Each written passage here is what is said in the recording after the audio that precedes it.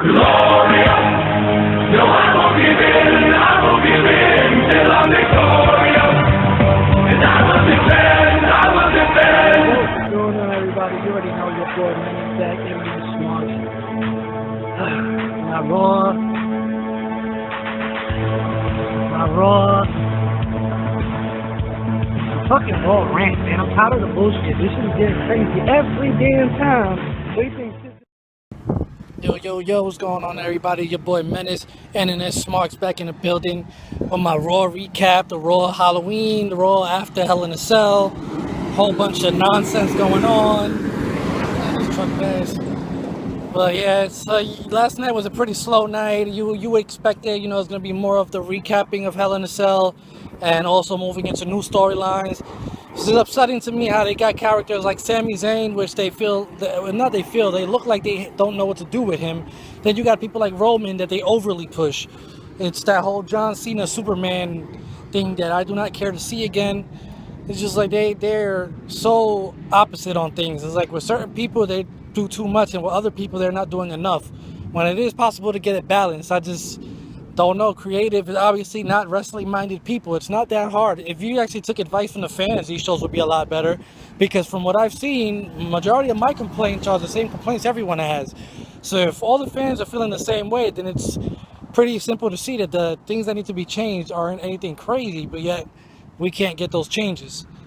Anyway, Raw last night starts off with Goldberg. Goldberg comes out. He's about to talk his shit, and here comes Heyman and cuts him off. Heyman cuts him off, tries to trick us all into believing that Brock is going to come out. I ain't going to lie, it kind of worked. I thought Brock was going to come out too and just handle his business early, but no Brock. It was just a tease at Goldberg. Rusev ends up coming out, trying to punk Goldberg. And here goes Goldberg with his first move since he's been back. The jackhammer on Rusev. First of all, he almost killed himself. He goes for the first knee strike to hit Rusev and falls. So we see he still has ring rust. I don't understand why these guys aren't rehearsing this stuff before they even get out there. I mean, we already know the stuff is set up, so why not actually practice before you go out there and just make yourself look like a fool? But to each his own. So he jackhammers Rusev, turns around and hits a spear on Paul Heyman. That kind of made up for his slip. He came to the conclusion after that I feel really bad, because I think Goldberg is going to get killed when he fights Brock. We all know that Brock is not one to sit there and try to be lenient with anything. He's going to go crazy, hard-hitting as he usually does. And it's either going to turn into a fight or Goldberg is going to be a victim. One or the other. Either way, it's about time we see some real ass-kicking going on, so I'm looking forward to it. As far as matches, they had a match with Enzo against Luke Gallows. Some Halloween-themed. I wasn't feeling it. This whole costume shit, I wasn't into the Halloween spirit. Long story short, Enzo actually did beat Luke Gallows. So that's an up. But the fact that there was costumes and pumpkins and all kind of stupid shit, I don't know. We also had a Brian Kendrick against TJ Perkins in a rematch. Now, Perkins is going to have to develop a real mean streak, because this whole soft thing that he got going on, I can't even believe that you are tough when your freaking music plays afterwards and it's a video game song.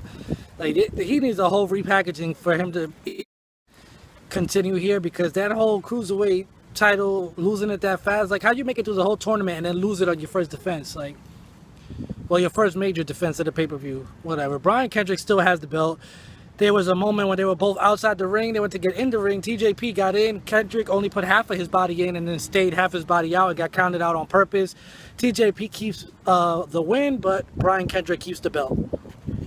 He is built in good heel heat, so I give Brian Kendrick that, but TJP is losing it as a face with the stuff that he's doing. He just looks like a punk right now.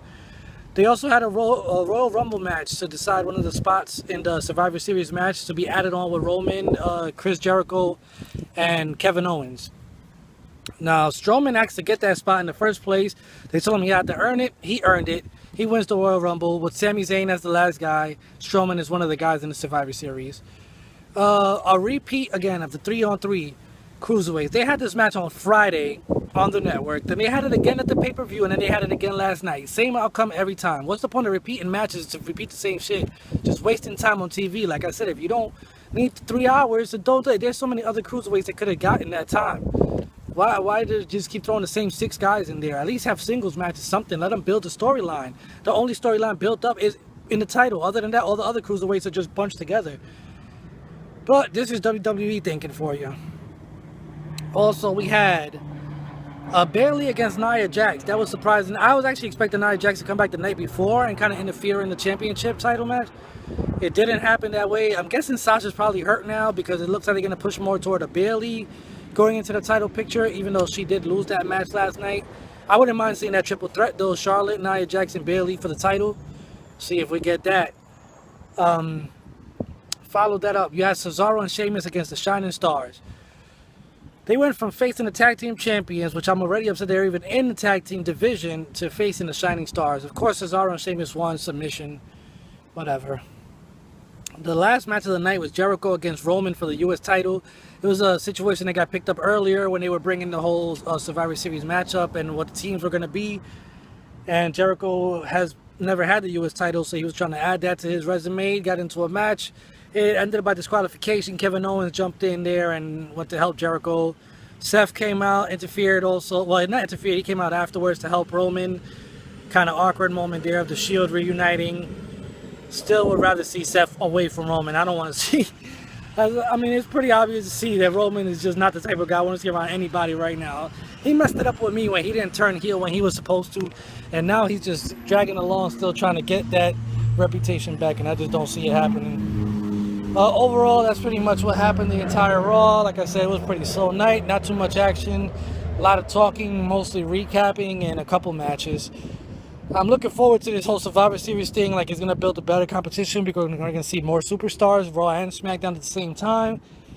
But also kind of disappointed in the way they're going about their picks because they're acting like they don't know who to pick from. Like, they don't have this whole pool of people. Like I said, Sami Zayn is just one of the top guys to me. And I just can't believe he keeps getting jobbed out to everything. But, like I said, that's WWE for you. It is what it is.